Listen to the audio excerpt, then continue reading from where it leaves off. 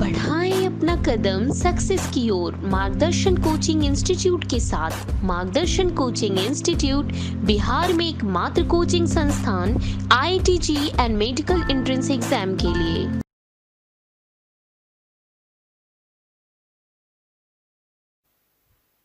ठीक है, तो पिछले क्लास में हम आपको अनकॉन्शसनेस, ब्रेन डेड या कॉमा समझाए थे और शायद बतलाए थे this condition is living dead, right. और जब डॉक्टर डेड घोषित कर देता है, कब? जब हार्ट बीट चौक कर जाता है, हार्ट बीट बंद हुआ, तब डॉक्टर क्या किया? डेड घोषित कर देता है। तो डेड का अर्थ समझे, डिक्लेयर हो गया हार्ट बीट ब्लॉक। और एक होता है बायोलॉजिकल डेथ। बायोलॉजिकल डेथ हो जाता है जब मरने के बाद बॉडी सेल डिकम्पोज करने लगता है, महकने लगता है, तब उस कंडीशन को क्या कहते हैं? Biological death, right. ये बायोलॉजिकल डेथ सब नहीं था, फिर भी ये आपको आप समझा दिए। डेड क्या हुआ, ब्रेन डेड क्या हुआ, डेड क्या हुआ, बायोलॉजिकल डेथ क्या हुआ, समझे। अब लिविंग्स का और भी अदर कैरेक्टरिस्टिक्स हैं, जैसे level of organization, level of organization. तो लिविंग्स में मल्टीपल लेवल ऑफ ऑर्गेनाइजेशन होता है। लिविंग में मल्टीपल लेवल ऑफ ऑर्गेनाइजेशन होता है, और each level has its on property, और प्रत्येक लेवल का अपना प्रॉपर्टी होता है, that not found in its component, that not found in its component। जैसे सेल की जो प्रॉपर्टी होगी, वह उसके कंपोनेंट जो हैं, उसका कंपोनेंट क्या होगा? न्यूक्लियस, माइटोकॉन्ड्रिया, राइबोसोम, जो भी है। The property of cell does not shown by its component like cell organelle।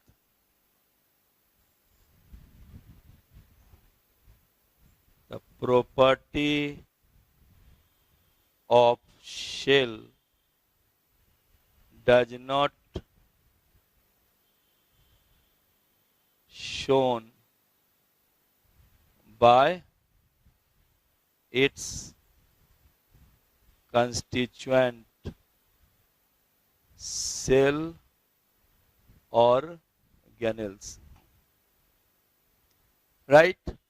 इसी तरह से किसी का भी ले लो, जो टिश्यू होंगे, इसकी property not exhibited by its component cell, its property does not exhibited by its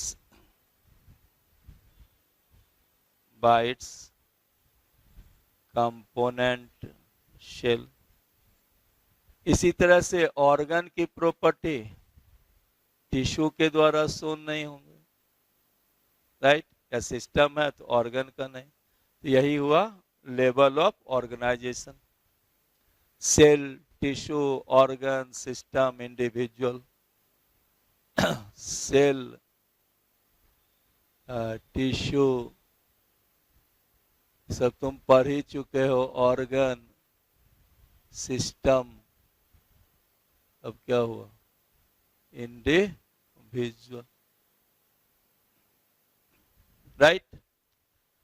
अब इसके अलावा लिविंग्स की कई प्रॉपर्टीज हैं, जैसे एडेप्टेशन, एनवायरनमेंट के प्रति एडेप्टेड होना।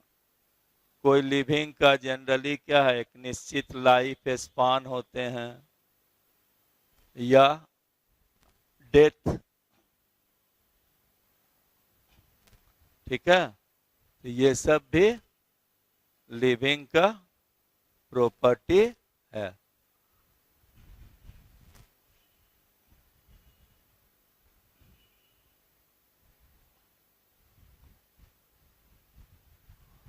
अदर प्रॉपर्टी ऑफ लिविंग, जैसे क्या बोले, एडेप्टेशन, लाइफ स्पान, डेथ, ये सब है। मेन जितना था वो सब आपको हम बतला दिए। अब इसीलिए लिविंग को लास्ट पढ़िएगा, एनसीईआरटी में दिया हुआ, living is the self replicating, जो खुद रिप्रोड्यूस करता हो, इवॉल्विंग, अपने विकसित होते हैं। दस लिविंग इज, लिविंग का डिफिनेशन हो गया, living is self replicating, evolving, self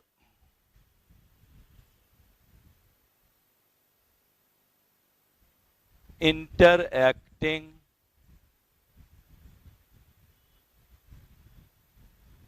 regulatory,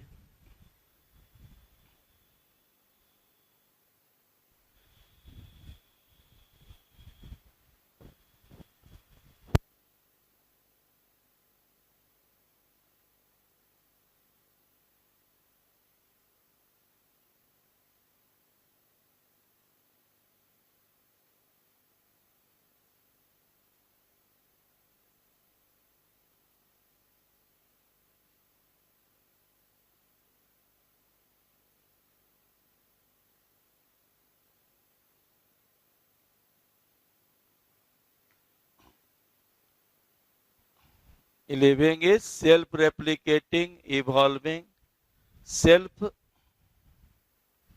self-regulatory,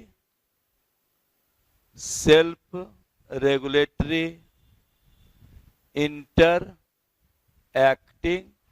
system. Living is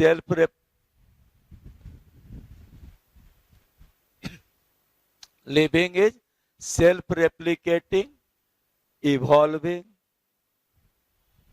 regulatory, interacting system, and capable to respond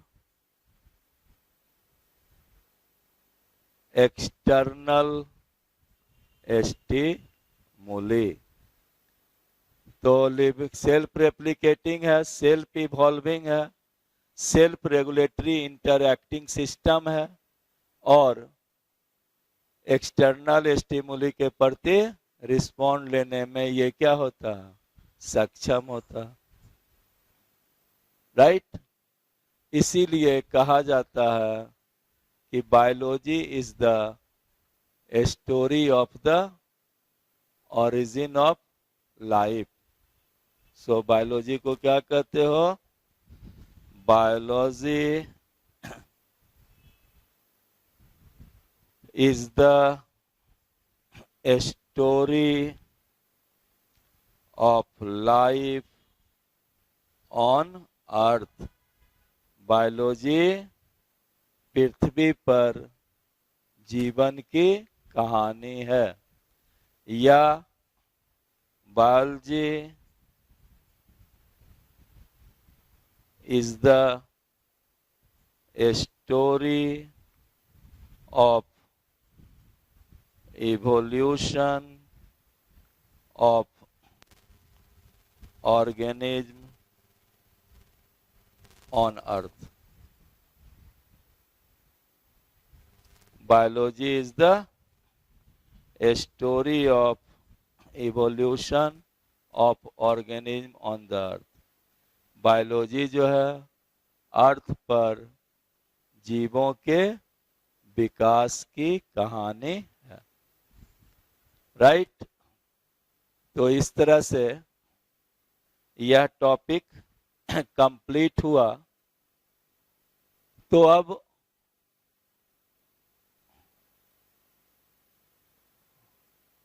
I'd like to start next topic mentioned in this chapter. ये जो पीछे बचा हुआ था उसको समझाने लगे। अब दो है, एक है उधर जूलॉजी में बायोमोलिक्यूल और क्या बोले ह्यूमन फिजियोलॉजी। बॉटनी में ही आपका कुछ ये ज्यादा बचा हुआ। तो अभी जो क्लास है इसको हम बॉटनी का ही पार्ट आगे अब हम बतला दें। इसी में चूंकि लिविंग्स पढ़ा ही दिए हैं तो अब हम नेक्स्ट बतला रहे हैं बायोडाइवर्सिटी।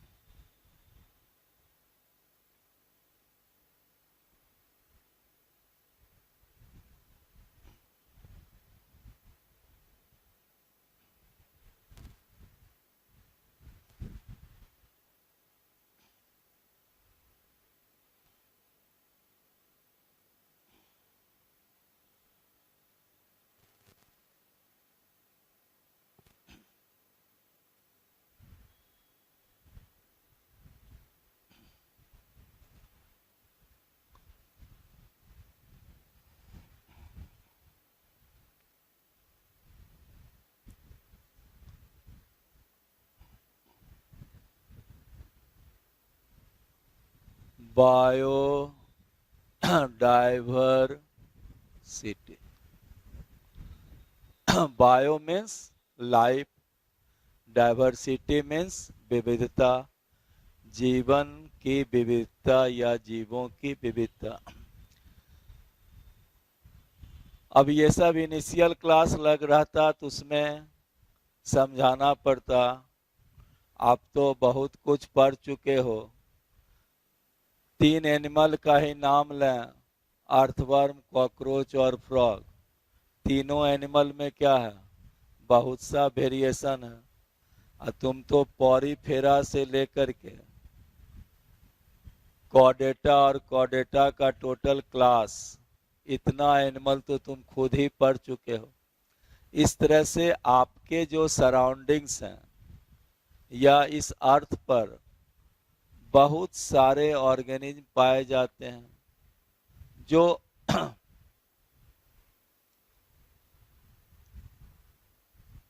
माइक्रोस्कोपिक से लेकर जो आपको दिखाई नहीं पड़ता है सो लेकर के बड़े बड़े ऑर्गेनिज्म इस अर्थ पर एग्जिस्ट करते हैं, राइट। तो each different kind of organism that you say can be considered as a species. अभी तुमको स्पीसीज का सिर्फ ये बतलाया कि every different kind of organism that we see is the species. ये क्या है, स्पीसीज है। जितने अलग अलग प्रकार के ऑर्गेनिज्म को तो हम देख रहे हैं वो सब क्या है, स्पीसीज है, राइट। जैसे कल राणा टिगरीना पढ़ाए पीला धारी वाला फ्रॉग, वो क्या है, एक स्पीसीज। एक छोटा फ्रॉग जो तालाब के समीप ज्यादातर मिलता है, ज्यादा जंप करता है लेकिन उसमें येलो लाइन नहीं है, वो भी क्या है, एक स्पीसीज है, राइट। इस तरह से different kind of organism that we see represent the species. और अभी तक 1.7 मिलियन टू 1.8 मिलियन, अब तो मोस्ट किताब में किसको मेंशन हो गया है, 1.8 मिलियन। तो अभी तक कितने मिलियन स्पीसीज की खोज की जा चुकी है, 1.8 मिलियन स्पीसीज की खोज की जा चुकी है, जिसमें 2/3 यानी कह सकते हो अबाउट 2/3 यानी 1 मिलियन स्पीसीज ये क्या है, एनिमल।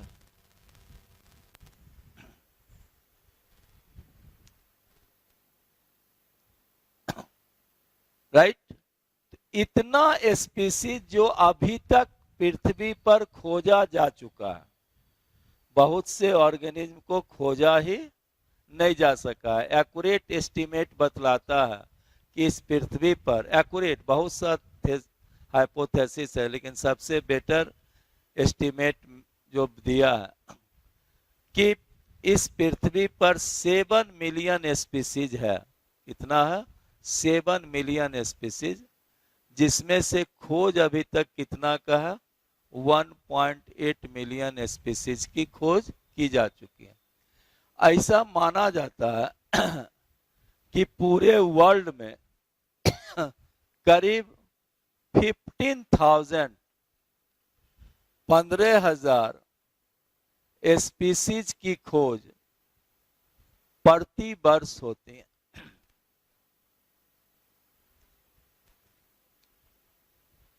ठीक है, हर साल पूरे दुनिया में लगभग 15,000 स्पीसीज का खोज किया जा रहा है,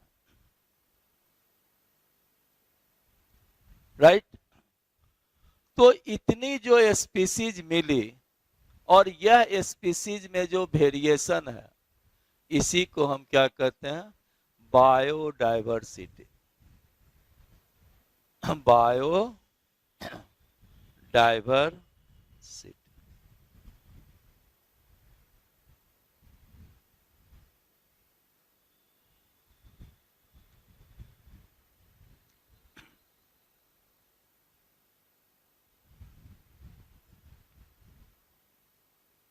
यानी number and type of species present in the earth. ये बायोडाइवर्सिटी किसको रेफर कर रहा, number and types of organism present on the earth is the biodiversity. The number and type of organism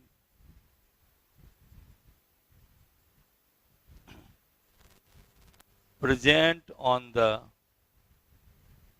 earth।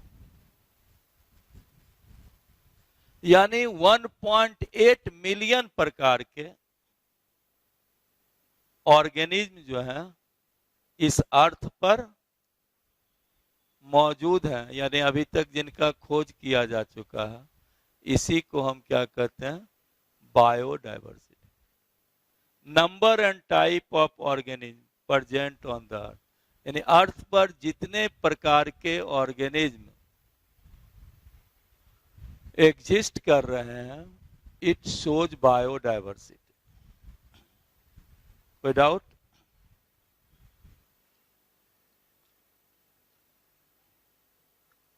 अब इसमें एक चीज ये समझो कि इतने स्पीसीज जो अभी तक खोजे जा चुके हैं, उनका नाम भी जो है अलग अलग होता है।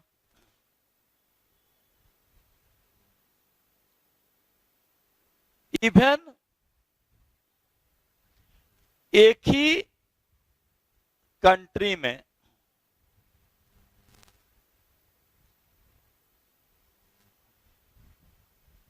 के डिफरेंट एरिया में एक ऑर्गेनिज्म को अलग अलग नाम से जाना जाता है। अब मान लो 1.8 मिलियन स्पीसीज का खोज हुआ।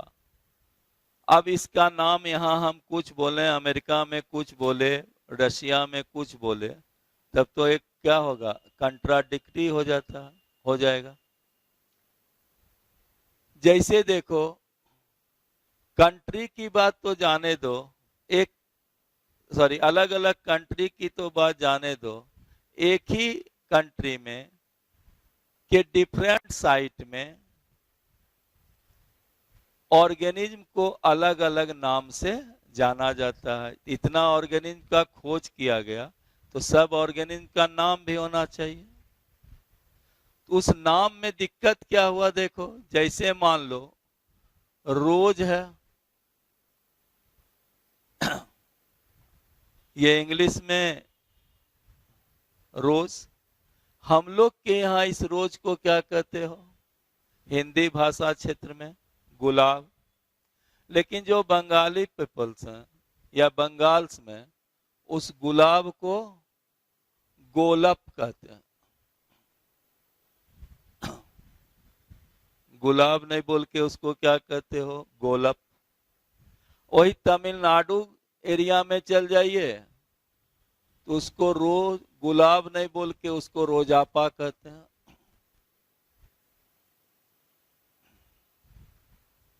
राइट?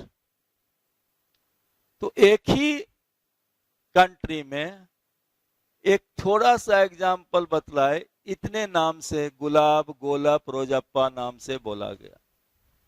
तब तो 1.8 मिलियन किसी के बस की, एक तो ऐसे ही सब नाम नहीं याद रहेगा, और एक कोई बोल देगा गुलाब, कोई बोल दिया गोलप्पा, कोई बोल दिया गोलप, कोई बोल दिया रोजप्पा। तो इसके एक स्टैंडर्डाइज नाम का एक स्टैंडर्डाइज हो, उसकी आवश्यकता पड़ी। स्टैंडर्डाइज का अर्थ हुआ कि ऐसा नाम हो जो कि सभी एरिया में एक ही नाम से जाना जाए, यानी the name of the particular organism is known by the same all over the world. ऐसा नाम लिखा जाए किसी एक ऑर्गेनिज्म का, वह नाम पूरे दुनिया में उसी ढंग से लिया जाए। तो ये जो नाम देने की जो सोच डेवलप हुई, उसी का नाम क्या पड़ गया, नोमेनक्लेचर। नोमेनक्लेचर यानी आप समझ रहे होंगे कि हम आप लोग को बायनोमियल नोमेनक्लेचर यानी साइंटिफिक नेम बतलाने जा रहे हैं। यानी नोमेनक्लेचर यानी नेमिंग ऑफ ऑर्गेनिज्म।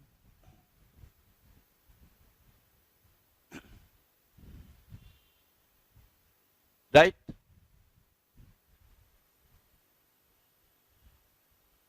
तो इस नेमिंग के लिए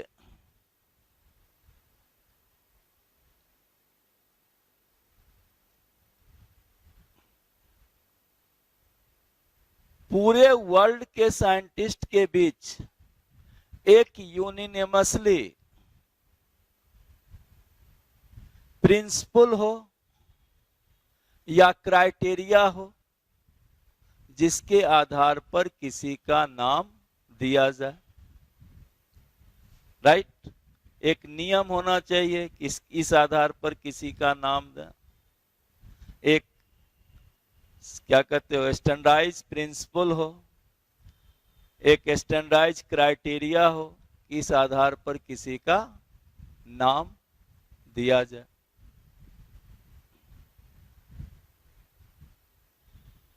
राइट। तो यह जो नॉमेनक्लेचर का जो रूल है, यह rule is provided in the international code of nomenclature. इसके लिए क्या हुआ, नॉमेनक्लेचर का एक इंटरनेशनल कोड बनाया गया। The rule of nomenclature is provided in international code of nomenclature.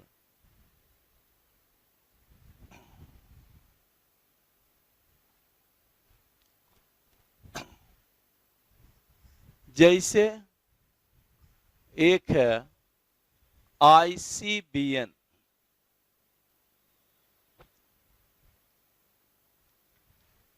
International code of botanical nomenclature, international code of botanical nomenclature. यानी botanical जो प्लांट है उसके नाम के लिए जो रूल जिसमें है वो किसमें है, ICBN में। उसी तरह से ICZN, इंटरनेशनल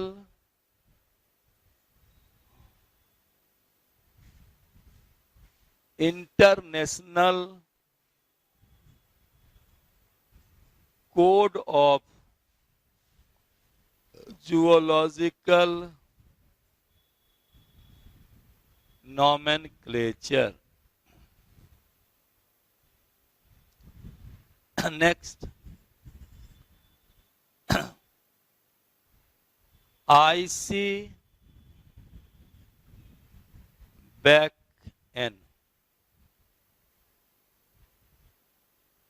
ICBN इसको कहते हैं, समझ गए होंगे, international code of bacteriological nomenclature. International code of bacteriological nomenclature.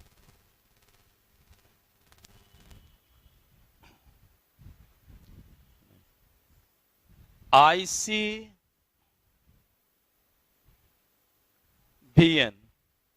NCERT में यही दो गो दिए हुए हैं, सॉरी दो गो, ICBN और ICZN, लेकिन ये आपको जानना चाहिए।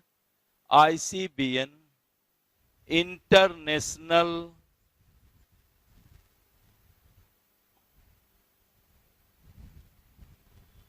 Code of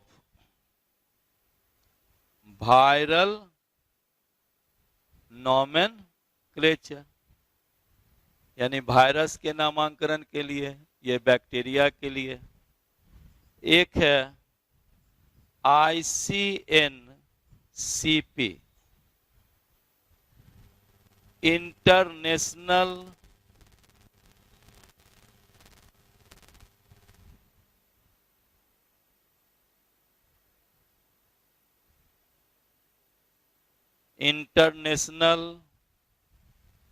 code of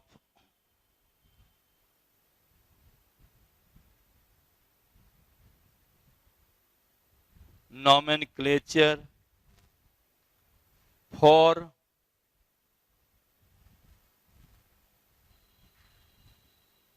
cultivated plant.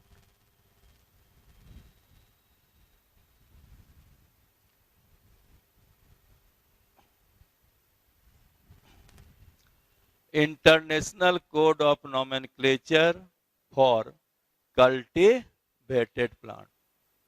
समझे? तो इस तरह से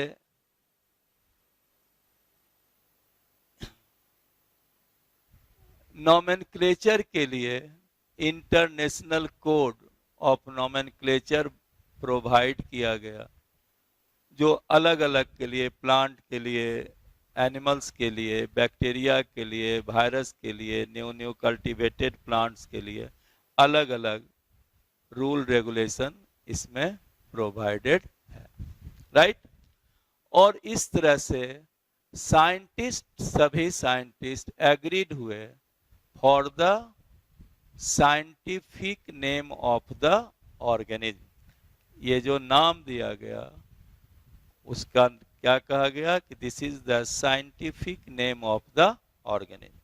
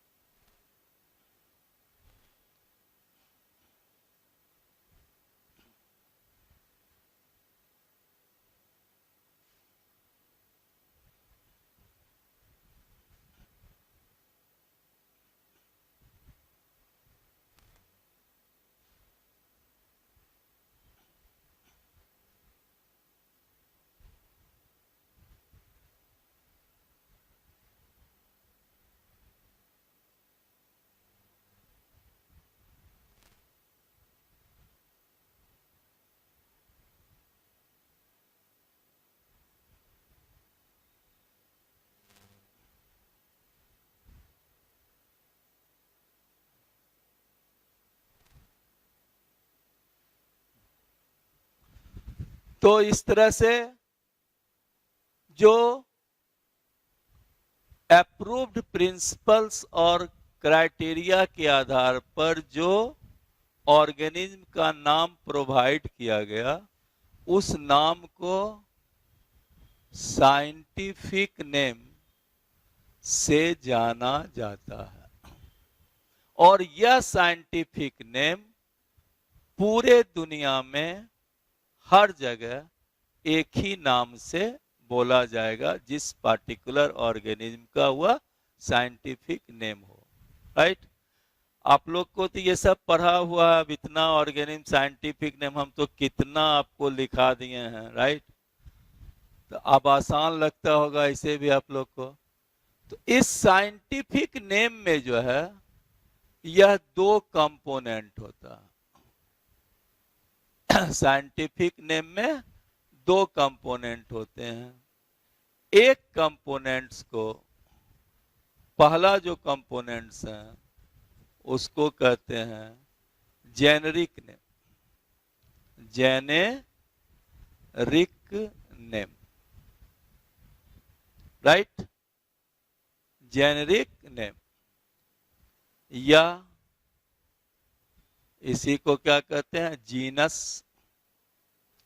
और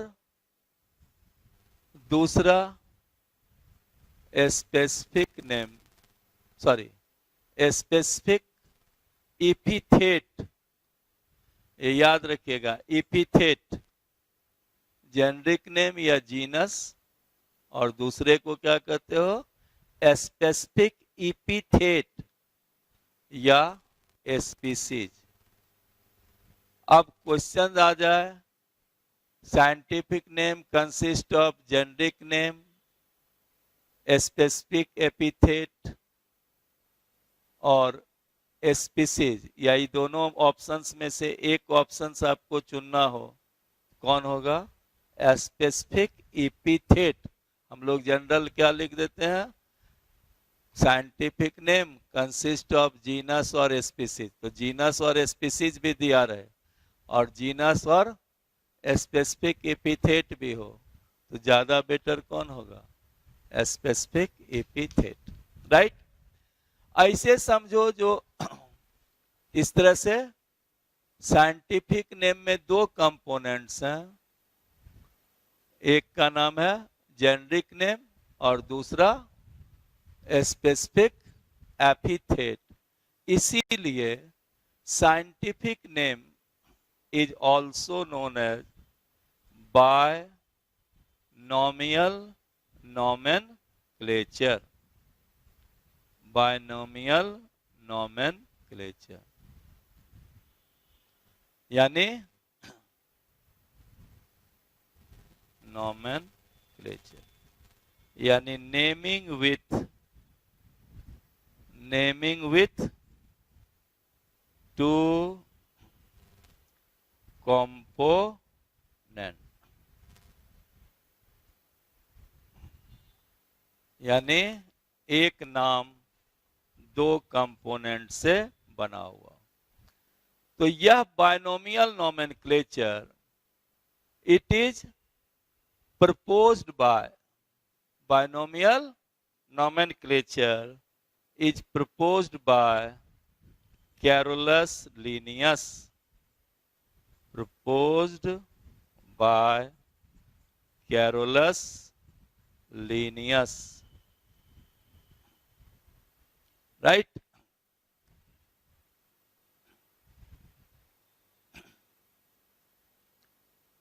मिटाबे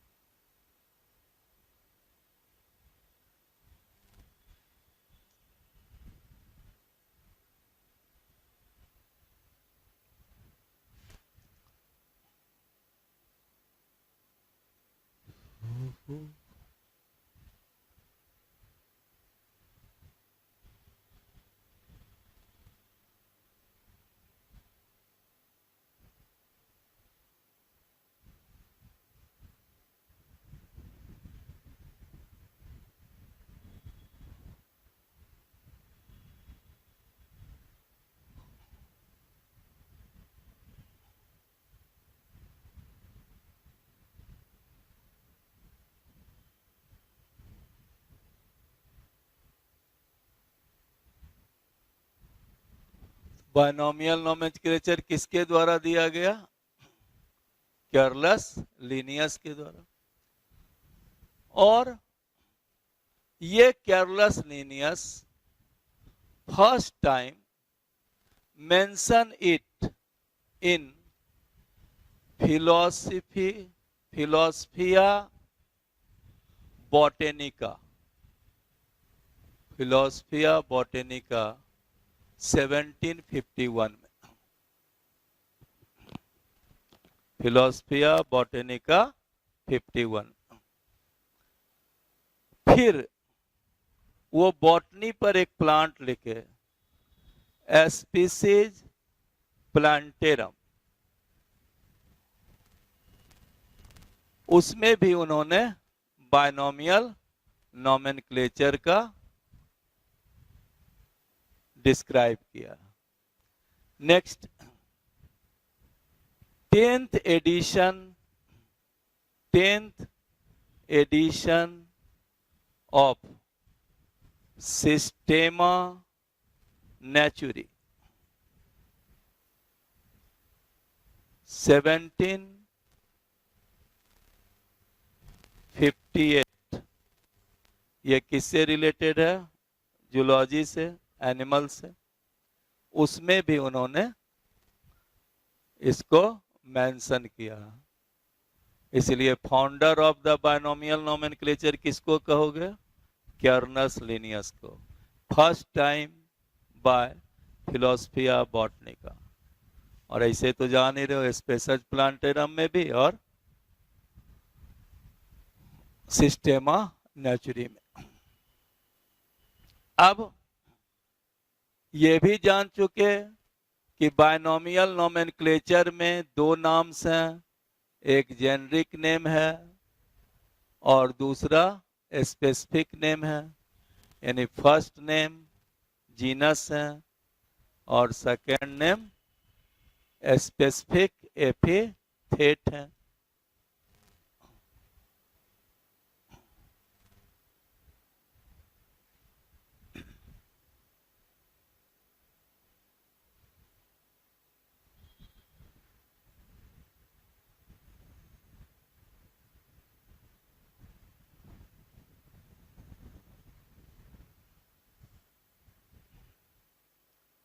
रूल ऑफ नोमेनक्लेचर। तो फर्स्ट नेम क्या है? जेनरिक नेम और genus. First name generic name और जीनस, ये एक तरह से नाउन को रिप्रेजेंट करता है, रिप्रेजेंट नाउन।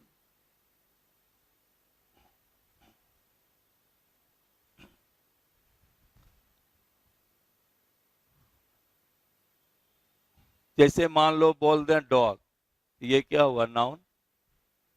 और इसी से बदला में दूसरा सेकेंड नेम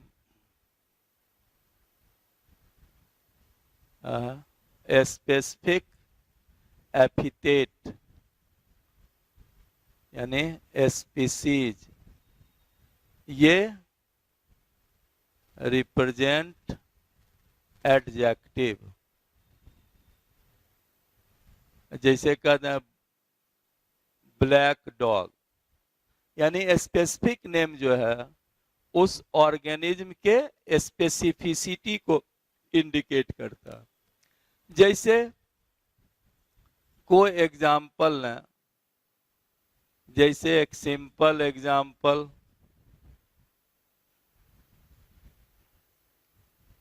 मैंगी फेरा इंडिका। देखें तुम लोग को याद है कि नहीं, अर्थवर्म का साइंटिफिक नेम लिखाओ, क्या होगा? फेरीटीमा, फेरीटीमा पोस्थुमा।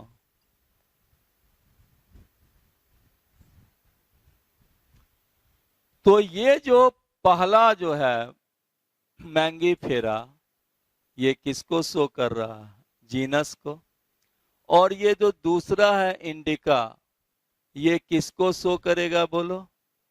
This indicate the species. इसी तरह से जो अर्थवर्म है उसमें जो पोस्थुमा है वो किसको शो कर रहा है? स्पीसीज को। और जो फेरीटीमा है वो किसको शो कर रहा है? जीनस को। समझे? अब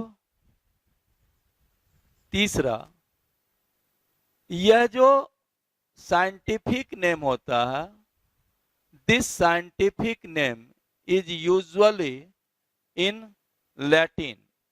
scientific name usually in Latin, right? Scientific name is usually in Latin.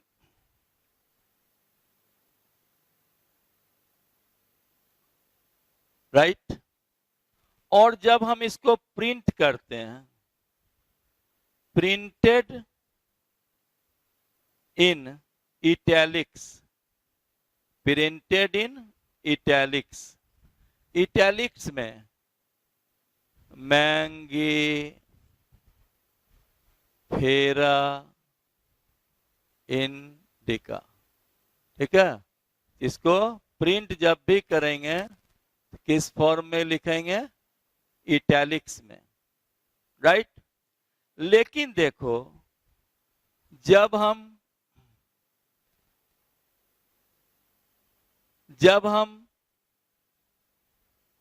इसको लिखते हैं तो जेनरिक और स्पेसिफिक दोनों नाम को अलग अलग अंडरलाइन करते हैं। हम तो पूरा फाइलम क्लास में आपको सब जगह अलग अलग अंडरलाइन करने को, जब भी लिखते होंगे देखते होंगे दोनों तरफ अंडरलाइन करते हैं, तुम लोग को ये याद ही है। तो अगर हम लिखेंगे प्रिंट करेंगे तो वो इटैलिक्स में होगा, और अगर लिखा जाएगा तब वो क्या होंगे, this is both generic and species are underlined separately. In writing,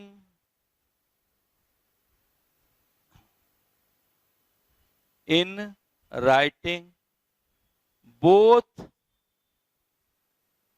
genus and species underlined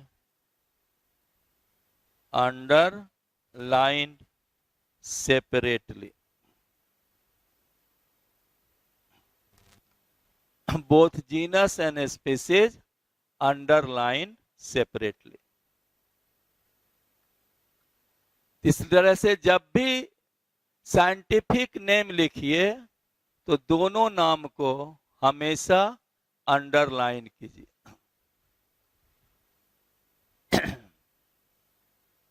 समझे? अब अगला जो है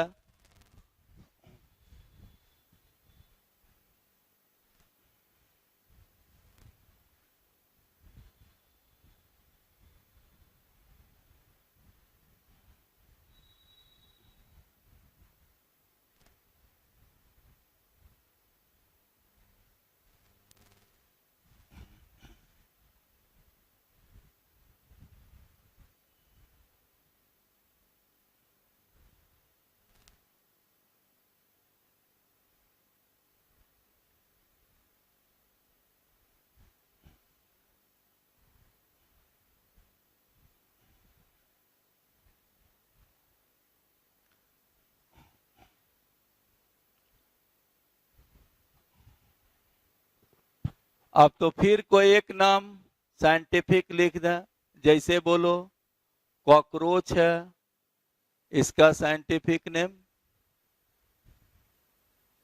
पेरी क्या प्लैनेटा अमेरिकाना,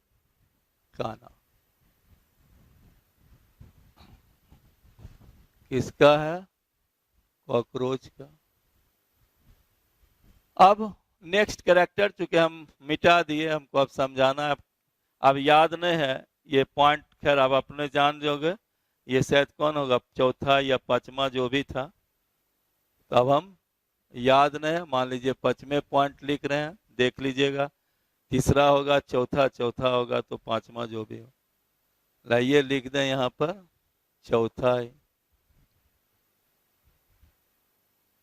तो यह देखो कि जेनरिक नेम का जो पहला लेटर है वो हमेशा किस में लिखते हैं, कैपिटल लेटर में, right. The first letter of genus must be written in capital letter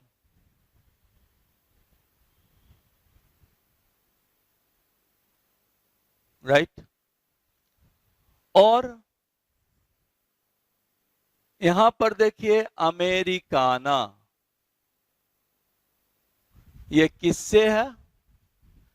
species है। इसका पहला लेटर किससे स्टार्ट किए हैं? स्मॉल लेटर से। तो first letter of species, first letter of species, letter of species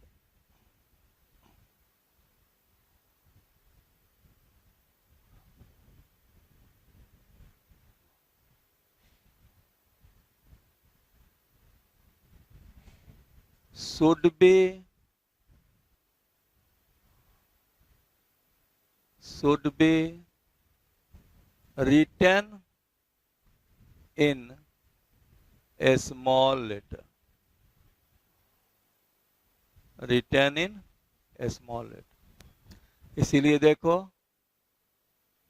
Americana small letter से है, लेकिन इसमें एक्सेप्शन है। Except name of the scientist या पर्सनालिटी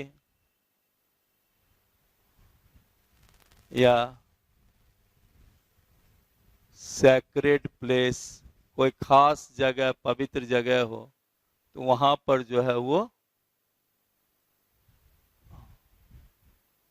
कैपिटल लेटर से उसको लिखते हैं। जैसे एक एग्जाम्पल लिख दें, पाइनस, पाइनस प्लांट है। पाइनस प्लांट को देखो,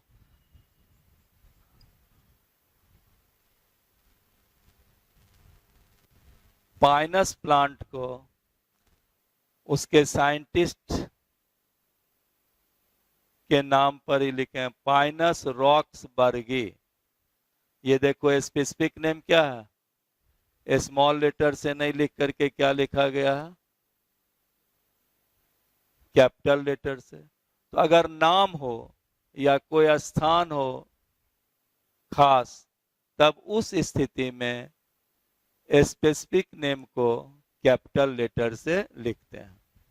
नहीं तो जनरल जो है स्पीसीज को हमेशा स्मॉल लेटर से लिखा जाना चाहिए।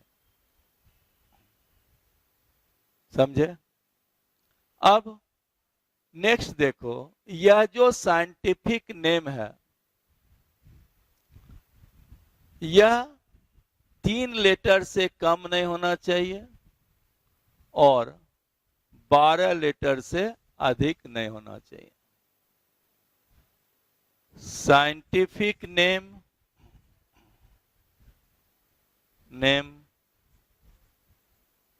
should not be less than 3 letter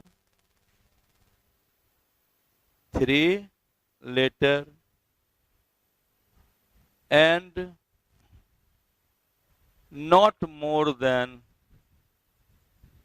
than 12 letter।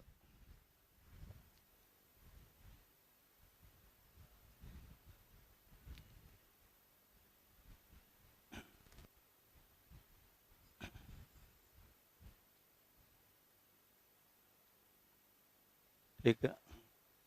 and not be less than 3 letter and not more than 12 letter।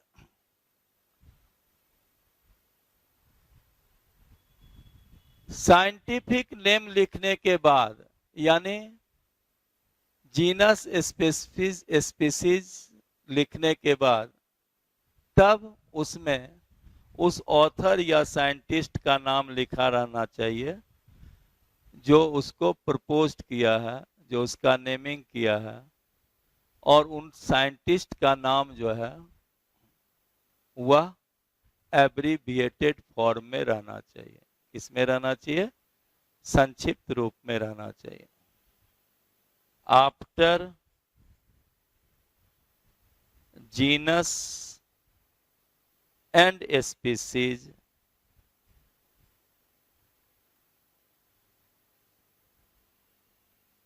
the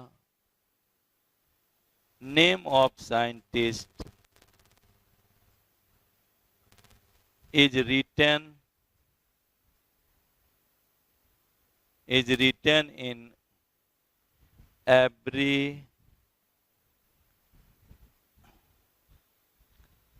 abbreviated form. जैसे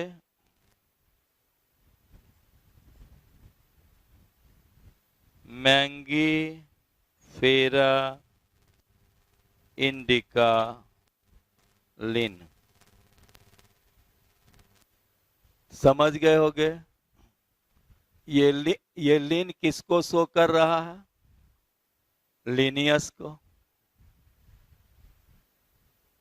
राइट। तो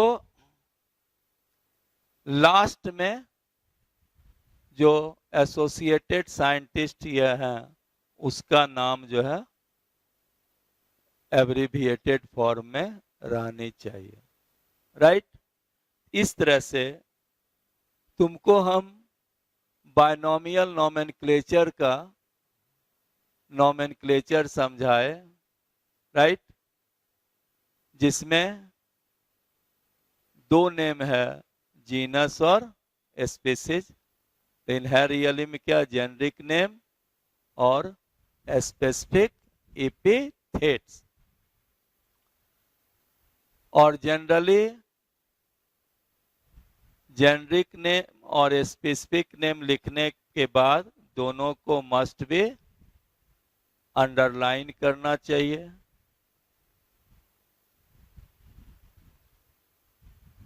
और क्वेश्चंस के मुताबिक भी समझाए कि ये हमेशा क्या रहता है? लैटिन फॉर्म में।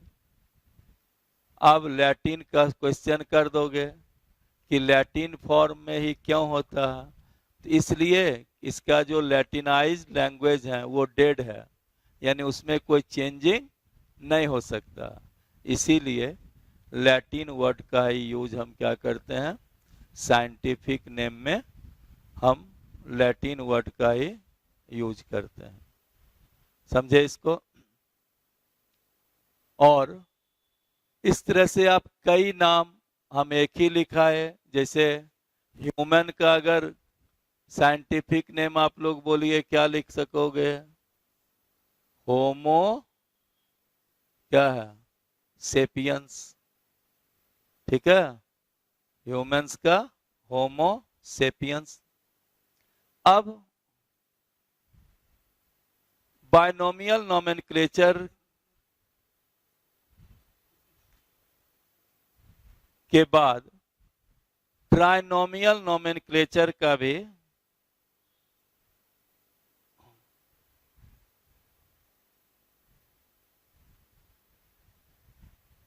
को भी बतलाया जाता है।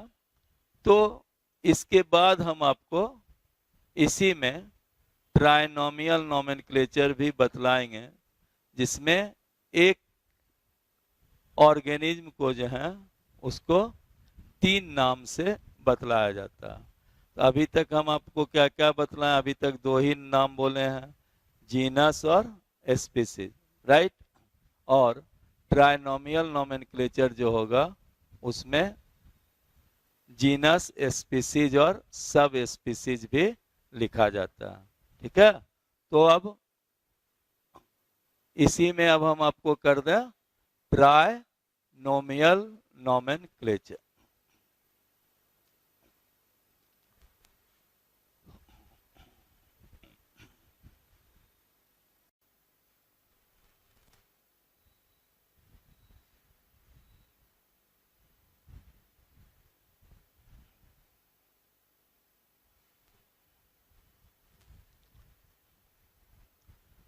और एक चीज जानो, कभी कभी साइंटिफिक नेम, कॉमन नेम और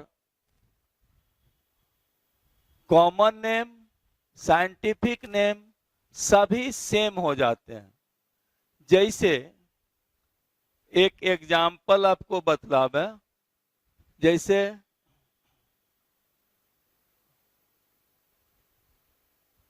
कतला मछली है, तो कतला मछली का जेनरिक नेम भी क्या है? कतला।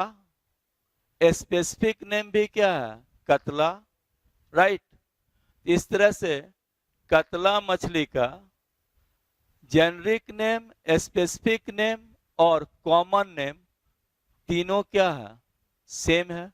इसी तरह से जैसे हिल्सा, हिल्सा मछली है, पराए होंगे। हिल्सा का साइंटिफिक नेम क्या है? जीनस भी हिल्सा और स्पीसीज भी हिल्सा।